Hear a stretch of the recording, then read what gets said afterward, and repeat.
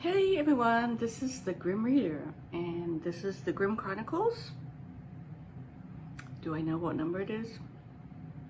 Maybe 30. I'm reaching over for my planner here. 34.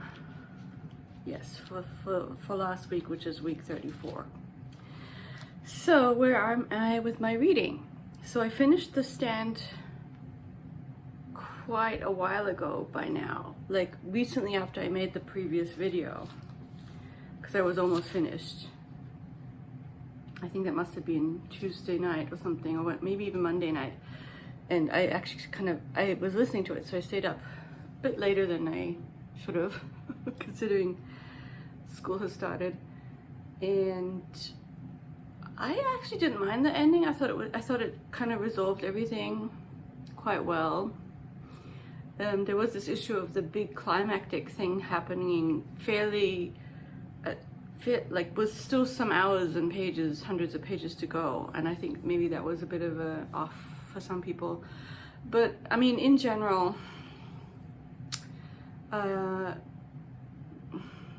King is a competent writer, but one thing I kind of think about The Stand, and I haven't read that much well, I did listen to all of the Dark Tower, which I kind of enjoyed too, but in a way, maybe I liked it better, I don't know.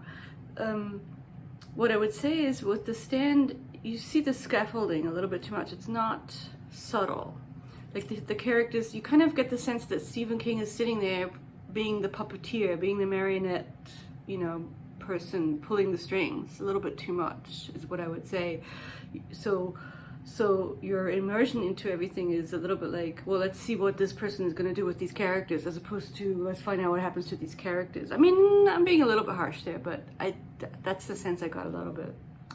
And so even though I did have a bit of a book hangover just because of listening to it and kind of thinking about, actually, I mean, at the time I was like quite sort of interested in and kind of invested in what had happened in the whole book, because it's such a long book. But in general, maybe because of busyness and just what else, the other things I've started to read, it hasn't stayed with me, and I don't think it will. It's not a sort of book you have, I mean, for me, this is all just my thoughts, of course, always. But it's not a book that I'm going to have fond memories of. I mean, I'll have memories of reading it, and some of the characters and some of the things that happened. I'm not a big fan of the big baddie in it. I think he's just a little bit too much like, he does remind me of, and not that I know that much about it, but I stopped watching the Walking Dead series when Negan was doing his thing with his baseball bat. And it's like, I don't like characters like that. I mean, I don't know why. I mean, not because they're evil and do mean things. I mean, I'm reading Blood Meridian, and I actually kind of like that character. And maybe he hasn't done all the awful things, but I could sort of see where the judge is going. But he's much more interesting because it's Blood Meridian. It's not Walking Dead or Stephen King. So, so yeah, take my comments for what they were, for what they are, admittedly rather, snobby. It's just not my cup of tea necessarily, or, shot of whiskey. Let's put it that way. But it was fine. It was really like a good TV show. And I'm glad I did it. I don't even know. Oh yeah, because I actually did like the beginning of the most, because it had the whole pandemic stuff. I am interested in the beginnings of a pandemic, this kind of interesting setup.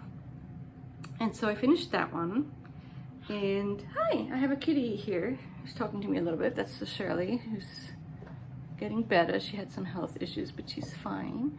And so I'm working my way slowly through my two amazing reads, Blood Meridian and The Door.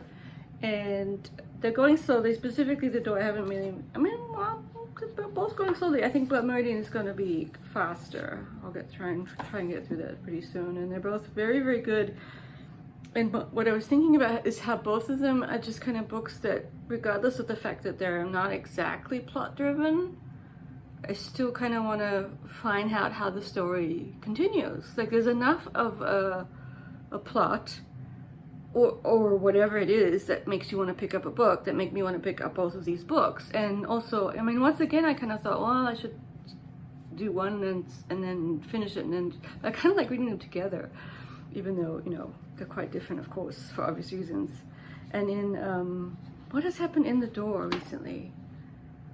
Well, she's just, the main character, the lady Emerance, is just being really, really odd, and she invited someone over and then they didn't come, and the dog Viola is really weird. It was like eating all this food, almost like a human. It's wacky, and it was sort of doing stuff to the narrator's mother's furniture. It's like wacky when you tell it, but when you read it, it's. I mean, it is wacky too when you read it, but it's entertaining. And yes, so the big thing about the door is that she doesn't, that Emerance, sort of the cleaning lady, for lack of a better term, you know, she's more than that. I don't know how to describe her. She doesn't let people into her where she actually lives. That seems to be part of the mystery. And I'm sort of thinking, well, what is the explanation? Does she not really live there? You know, is she pretending to live there or something? But that doesn't seem that that's where it's going. She entertains people on her porch in front of this inside area. And I think there was even a description of the inside from someone else who'd been inside. And it was sort of, well, they did kind of say it looks like no one lives there. It was very sort of pristine. But then again, she's a cleaning lady, and when she does her cleaning, she's very, very good at it. So I don't know. It's like a mystery almost. And yeah, that brings me to the strange analogy that I'm having, even though I think they're different, and it's just a sign that I'm underread in Eastern European, is that I'm having sort of somewhat echoes of drive your plow over the bones of the dead, which also centered on a very different, but you know, an old lady who's, and also the narrative, the way the narration is quite different. That was first person, I think. Yeah, first person, but unreliable, and this is third person. So in that sense, it's different. But the two older women, they're sort of fascinating, and there's a stubborn, pushy quality to them that they both kind of share. But this is also an older work. This is apparently from the 70s, I guess. And I want to read more. I mean, in a way, I would like to read more Hungarian. You know, I'm underread in all these national literatures. Oh, it says here copyright in 1987, so maybe that's when it's from the 80s. So it's one of those somewhat later works of hers. And of course, you know, I will read more Cormac. That's a given. But yeah, and I'm trying to think. Oh yes, I'm continuing on with the Mitfords. And they're going, I mean, the family is crazy, and of course their fascistic tendencies, and also the fact that a lot of them had lunches with Hitler, and of course there's Unity, who was Hitler's BFF, not mistress, but like she had this teenage crush, and then they did become quite friends. But then the mother has lunch with him and finds him charming. And it's just all just very distasteful to me. I mean, and then there's Jessica, the communist one, which it's just, I don't know. I mean, it's interesting on the one hand, but then it's also like, they're all just kind of, I guess there's a lack of, the way this biographer is making them seem is like they're doing it for personal reasons. And she kind of goes back to something that Nancy Mitford said, that the personal trumps the political.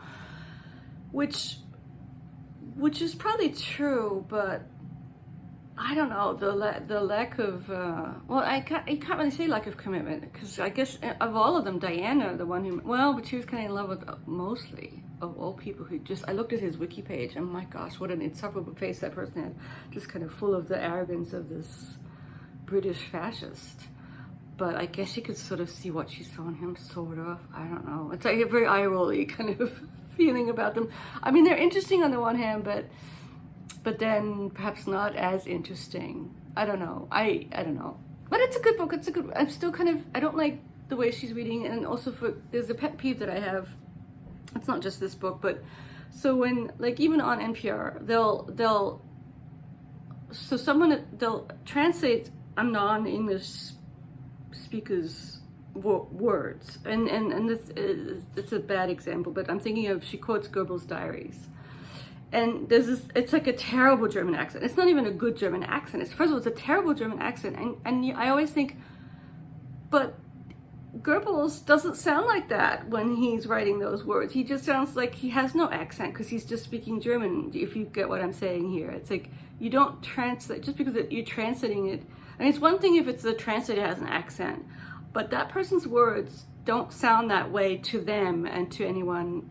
I don't know if I'm making myself clear, but I just hate that. It's sort of like, because it's an othering. It's a sort of an othering that is wrong, because that's not how they sound. They just, I mean, it's better in a way in a movie to just, I remember like the Chernobyl docudrama where they made them all sound kind of vaguely British.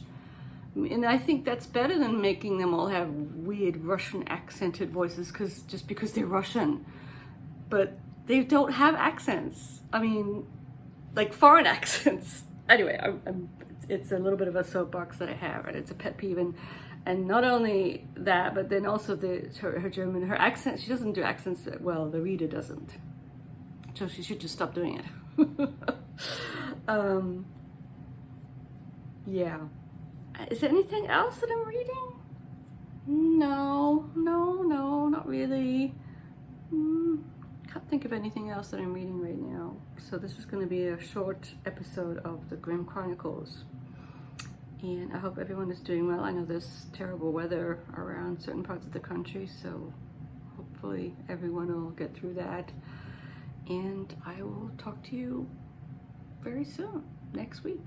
We'll see. Have a good one.